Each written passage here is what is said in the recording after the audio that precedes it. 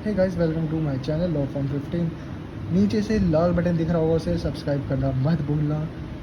Support की मुझे बहुत ज़्यादा ज़रूरत है, याद रखना आप लोगों की। पहले बात करते हैं मीनिंग क्या है एडमिनिस्ट्रेटिव लॉ का। इसका मतलब है कि deal only with the power and function of the administrative authority. ये एडमिनिस्ट्रेटिव अथॉरिटी की पावर फंक्शन से डील करता है। ये एडमिनिस्ट्रेटिव अथॉरिटी होती क्या है, जैसे पीएम हो गए हमारे, लाइक सीएम, प्रेसिडेंट, जो उनकी पावर एंड फंक्शन है उससे डील करता है एडमिनिस्ट्रेटिव लॉ। और ये और भी मैटर देखता है, जैसे चाहे सिविल सर्विसेज से हो, पब्लिक डिपार्टमेंट से हो, चाहे public corporation etcetera. Statutory body exercising quasi federal function.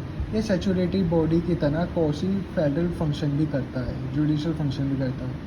ये एडमिनिस्ट्रेटिव लॉ गवर्न करता है, एग्जीक्यूटिव को चलाता है, और प्लस ये इंश्योर करता है कि एग्जीक्यूटिव अथॉरिटी वो पब्लिक के साथ अच्छे से व्यवहार करे। और प्लस ये एडमिनिस्ट्रेटिव लॉ कहीं ना कहीं रिलेशन बिल्ड करता है इंडिविजुअल के बीच में और एक गवर्नमेंट के बीच में। जो इसके अंदर एक हमारे स्कॉलर थे, अकॉर्डिंग टू आइबर जेनिंग्स, ये कहते हैं कि लॉ रिलेटिंग टू एडमिनिस्ट्रेशन, जो हमारा लॉ एडमिनिस्ट्रेशन से रिलेट करता है, विद विच डिटरमाइन द, जो हम बताता है कि ऑर्गेनाइजेशन की power duty of administrative authority. जो एक ऑर्गेनाइजेशन के अंदर अथॉरिटी, उसकी पावर फंक्शन क्या है। अब देखते हैं नेचर, इसका nature of the administrative law. Administrative law के नेचर क्या है। पहला नेचर है लेजिस्लेटिव, एग्जीक्यूटिव, जुडिशियल। लेजिस्लेटिव में पार्लियामेंट हमारे लॉज बनाते हैं, एग्जीक्यूटिव में उस लॉ को आगे एप्लीकेबल करता है, उस स्टेट के अंदर चलाता है। जुडिशियल के अंदर ये कि लॉ को इंटरसेप्ट करता है और इंटरप्रेट करता है। इंटरसेप्ट नहीं, इंटरप्रेट करता है, कि बताता है सोसाइटी में इस लॉ का मीनिंग क्या है। की नोट कि एडमिनिस्ट्रेटिव लॉ हमारा कहीं बाहर नहीं है कॉन्स्टिट्यूशन से, ये हमारा कहीं ना कहीं कॉन्स्टिट्यूशन का पार्ट है, जो कहीं ना कहीं मर्ज है आर्टिकल 14 से या 21 से और आर्टिकल 13 से। काफ़ी सारे ऐसे आर्टिकल मिल जाएंगे जिसके अंदर हमारा एडमिनिस्ट्रेटिव लॉ कहीं ना कहीं मर्ज मिलेगा आपको। फिर आगे चलते हैं, इसका नेचर देखते हैं। नेचर क्या है इसका? Nature not codified law. ये हमारा एडमिनिस्ट्रेटिव लॉ कहीं पे भी लिखा हुआ नहीं है, पैसिफिक कोई इसकी बुक नहीं है, ना पैसिफिक कोई एक्ट है, ये बस कोडिफाइड लॉ है। ये जजमेंट लॉ है, जैसे जजेस ने कोई जजमेंट दे दिया, उनके बेसिस पे कोई लॉ बन जाता है, उसके ऊपर एप्लीकेबल हो जाता है, फॉलो होता है। ये जजमेंट लॉ है। ये ब्रांच ऑफ पब्लिक लॉ, ये सबके ब्रांच है पब्लिक लॉ से। ये रेगुलेट करता है एडमिनिस्ट्रेटिव एजेंसी को, जो इसके अंदर हमारे एडमिनिस्ट्रेटिव एजेंसी के अंदर अथॉरिटीज़ जो भी आती है ना, उसके फंक्शन, उसकी पावर्स, उसकी ड्यूटी को चलाता है।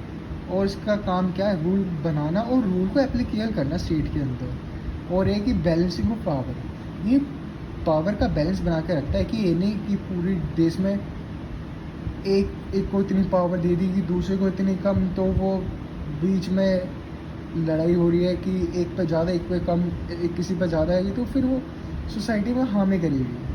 कहीं ना कहीं इसके अंदर ग्रीड आ जाएगी, कहीं ना कहीं वो अपने वेलफेयर का सोचेगा, ना कि पब्लिक का। जो डिस्प्यूट रेजोल्यूशन है, जो भी डिस्प्यूट अराइज हो जाते हैं गवर्नमेंट में और इंडिविजुअल्स में किसी भी लॉ के ऊपर, उनको डिसॉल्व करता है। अब देखते हैं इसका स्कोप क्या है, एडमिनिस्ट्रेटिव लॉ का स्कोप क्या है। पहला स्कोप है जुडिशियल रिव्यू।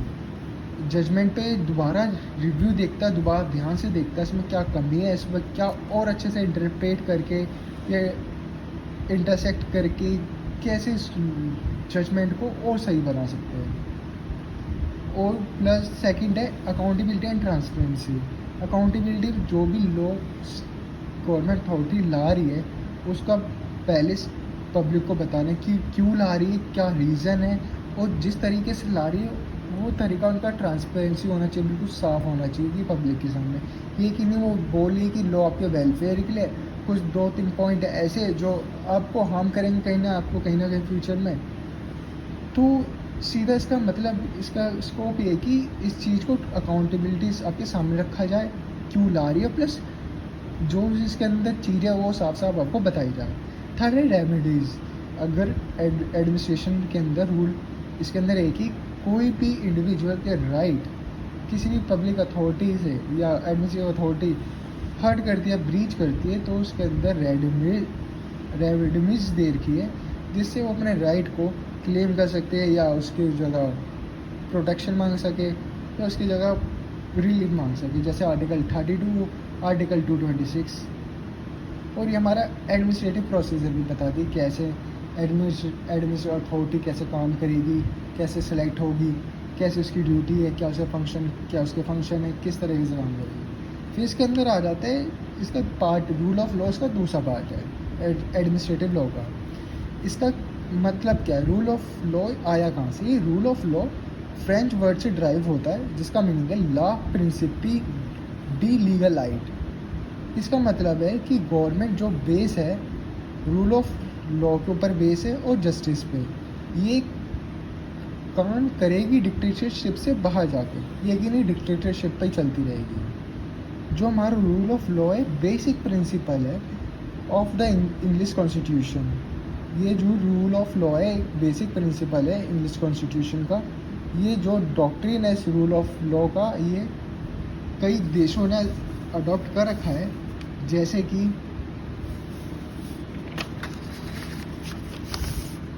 यूएस हो गया हमारा, इंडिया हो गया, Indian constitution.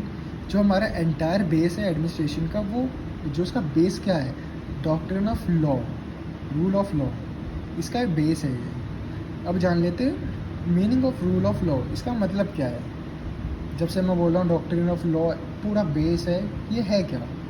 Rule of law मतलब है कि एक लॉ सबके लिए इक्वल है, चाहे इंडिविजुअल हो चाहे गवर्नमेंट हो, उन सबको रूल को फॉलो करना पड़ेगा। नहीं, ऐसा नहीं है कि गवर्नमेंट अथॉरिटीज़ के लिए रूल अलग है, उनके लिए ट्रीटमेंट अलग है। नहीं, रूल सबके लिए एक ही है। ये इंश्योर करता है कि जो रूल ऑफ लॉ है सबके साथ फेयर है, ट्रांसपेरेंटली रहे और सबके ऊपर इक्वली अप्लाइड हो। और ये मेंटेन करता है ऑर्डर को, plus protect the right and prevent of abuse of power.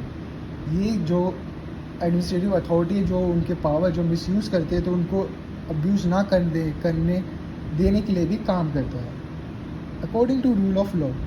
इसके मुताबिक कोई भी रूल के ऊपर, लॉ के ऊपर नहीं है।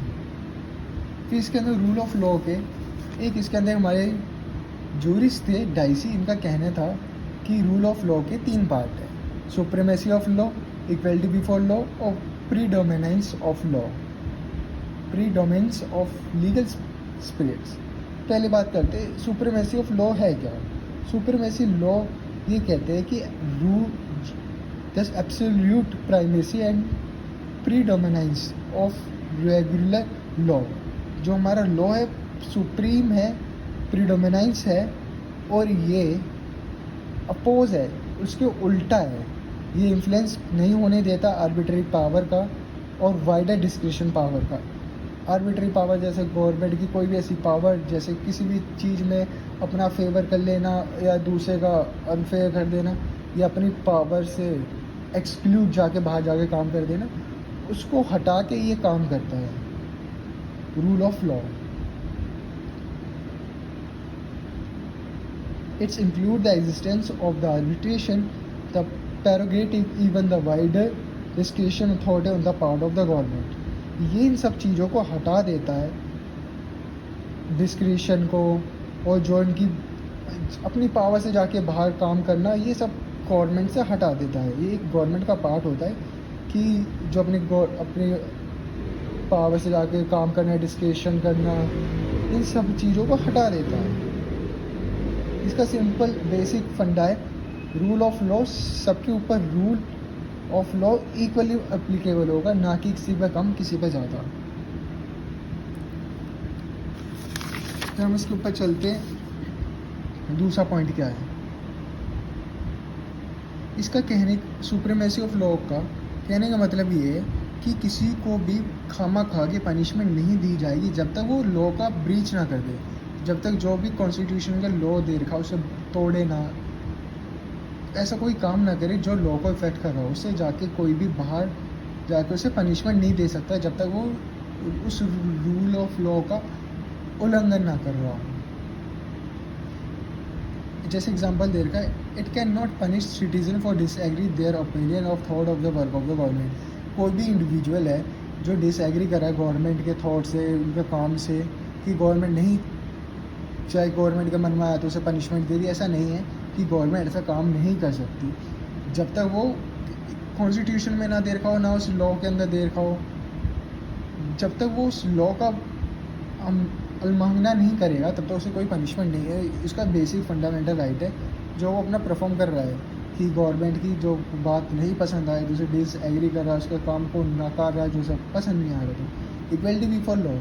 इसके अंदर ये सेकंड पिलर है रूल ऑफ लॉ का। इसके अंदर कहने का मतलब ये है कि जो रूल लॉ है सबके लिए बराबर है, जो भी लॉ बनेगा सबके लिए एक ही बनेगा, ये नहीं कि किसी के लिए अलग किसी के अलग। जो भी रूल एप्लीकेबल होगा सोसाइटी में सबके ऊपर एक ही हिसाब से बराबर एप्लीकेबल होगा। He believed that the exemption the civil servant from the jurisdiction of the ordinary court of law, providing the special tribunal was the regulance of equality। कहीं ना कहीं इन्होंने एक्सेप्शन दिया है कि जैसे सिविल सर्वेंटों के लिए कोर्ट से बाहर जाके अलग ट्रिब्यूनल बना के उनके साथ उस चीज़ को परफॉर्म करना, कहीं ना कहीं इक्वलिटी को घटा रहा है, कम नहीं कर रहा है। इनका कहने का मतलब जो भी केस होंगे, जो भी किसी चीज़ में सोसाइटी में लेके किसी भी गवर्नमेंट सर्वेंट या सिविल सर्वेंट को लेके कोई भी बात होगी वो कोर्ट में रिजॉल्व होगी, ना कि कोई स्पेशल ट्रिब्यूनल बनाया जाएगा। इनका मानना है कि हर एक व्यक्ति एक समान है लॉ के हिसाब से। इनका ये भी कहना है कि जो लॉ है should not discriminate against the people on the basis of race, gender, race, greed और सोशल बैकग्राउंड। जो लॉ है किसी से भेदभाव नहीं करेगा, रेस से, जेंडर से, रिलीजन से, कलर से, एक्स्ट्रा जो भी है। ये जो लॉ है सबके ऊपर इक्वली एप्लीकेबल है, चाहे सिटीजन हो चाहे गवर्नमेंट हो हमारी। अब चलते हैं हम इसके थर्ड पिलर के ऊपर, predominance of legal spirit. Predominance of legal spirit ये थर्ड पिलर है जो डाइसी कहते हैं रूल ऑफ लॉ का। इनके कहने का मतलब ये है कि according to Dicey, for the prevalence of the law of the rule of law, there should be enforced the authority। जो रूल ऑफ लॉ है किसी अथॉरिटी के थ्रू चलाना चाहिए। इनकी नज़र में जो अथॉरिटी इनको नज़र आई वो कोर्ट है। इनका मानना है कि कोर्ट है अच्छे तरीके से रूल ऑफ लॉ चला सकती है। इनका ये मानना है कि कोर्ट को इम्पार्शलिटी और एक्सटर्नल इन्फ्लुएंस से फ्री होना चाहिए। इन चीज़ों से दूर रहे तो कोर्ट अच्छे से काम कर सकता है, शुड बी फ्री। इनका मानना है कि कोर्ट इन सब चीज़ों से परे रहे, पार्शियलिटी से और एक्सटर्नल इन्फ्लुएंस से। इनका मानना तीसरे पॉइंट में कहते हैं कि जुडिशरी इंडिपेंडेंस होनी चाहिए, बिल्कुल खुली, किसी का दबाव नहीं, किसी का कोई प्रेशर नहीं। कोई भी केस आ रहा हो तो लॉ के हिसाब से उसे सज़ा देगी, ना कि एक्सटर्नल अफेयर से कोई किसी को जज पे दबाव बना रहा है कि आप ऐसा नहीं करोगे तो आपके साथ ऐसा होगा। पूरे इंडिपेंडेंस जुडिशरी, कोई भी दबाव नहीं, पूरे वे खौफ वे झिझक से काम कर सके। फिर बात आती है rule of law in India. Rule of law India में कैसा है? हमारा कॉन्स्टिट्यूशन ऑफ इंडिया जो है रूल ऑफ लैंड है, लॉ ऑफ लैंड जो प्रिवेल करता है, जो हमारा चलाता है, जिसके अंदर दे रखा है जुडिशरी, लेजिस्लेटिव एंड एग्जीक्यूटिव। जो इसके अंदर नेचर बताए थे मैंने, जो एडमिनिस्ट्रेशन लॉ के नेचर क्या है, लेजिस्लेटिव, जुडिशरी, एग्जीक्यूटिव। एक लॉ बनाता है, उसको फॉलो करवाता है, उस लॉ को सोसाइटी के अंदर बताता है कि वो रूल ऑफ लॉ क्यों है, कि किस कारण और किस तरीके से वो लॉ काम करेगा, उसे इंटरसेप्ट करता है, उनकी डिफरेंस को बताता है एक एक वर्ड को, उसका मतलब क्या है। जो हमारा जो कॉन्स्टिट्यूशन ऑफ इंडिया है वो कहीं ना कहीं रूल ऑफ लॉ का जो हमारा रूल ऑफ लॉ है वो कहीं ना कहीं हमारे कॉन्स्टिट्यूशन का पार्ट है, कहीं ना कहीं कोई ना कोई प्रोविजन से मिल जाता है। जैसे आर्टिकल 13 हो गया, आर्टिकल 14 हो गया, आर्टिकल 19 हो गया, कहीं ना कहीं रूल ऑफ लॉ हमारे कॉन्स्टिट्यूशन का के अंदर कहीं ना कहीं मिल जाएगा, इनकॉर्पोरेटेड है। अब देखते हैं आर्टिकल 13, जो हमारा आर्टिकल 13 जो प्रमोट करता है doctrine of rule of law in India. Article 13 हमारा लॉ बताता है लॉ का मीनिंग क्या है। और आर्टिकल 14 हमारा गारंटी देता है राइट इक्वलिटी बिफोर लॉ, सबके लिए लॉ एक बराबर है, किसी के लिए ज़्यादा किसी के लिए कम नहीं। इक्वल प्रोटेक्शन ऑफ लॉ, सबके लिए लॉ के अंदर इक्वल प्रोटेक्शन है। एक केस लॉ है इसके अंदर, केशव नंदाबादी, Kerala of state of Kerala. इसके अंदर ये देखा गया है कि सुप्रीम कोर्ट ने इंक्लूड करा रूल ऑफ लॉ को as the basic feature of the constitution. इस केस के अंदर रूल ऑफ लॉ को इस तरह से यूज़ करा गया कि बेसिक फीचर है कॉन्स्टिट्यूशन का।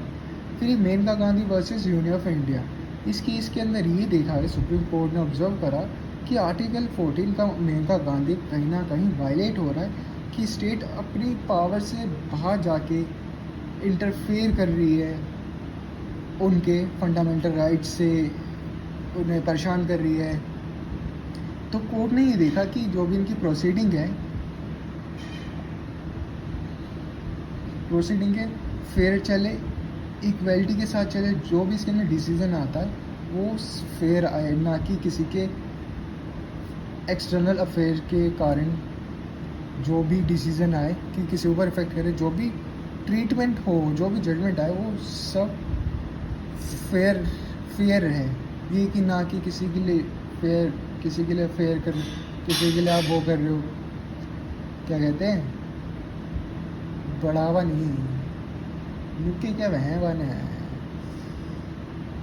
अरे मैं वर्ड है ना भूल गया, फेवर करना, वहाँ से किसी को फेवर ना कर रहे हो। ये बस, धन्यवाद।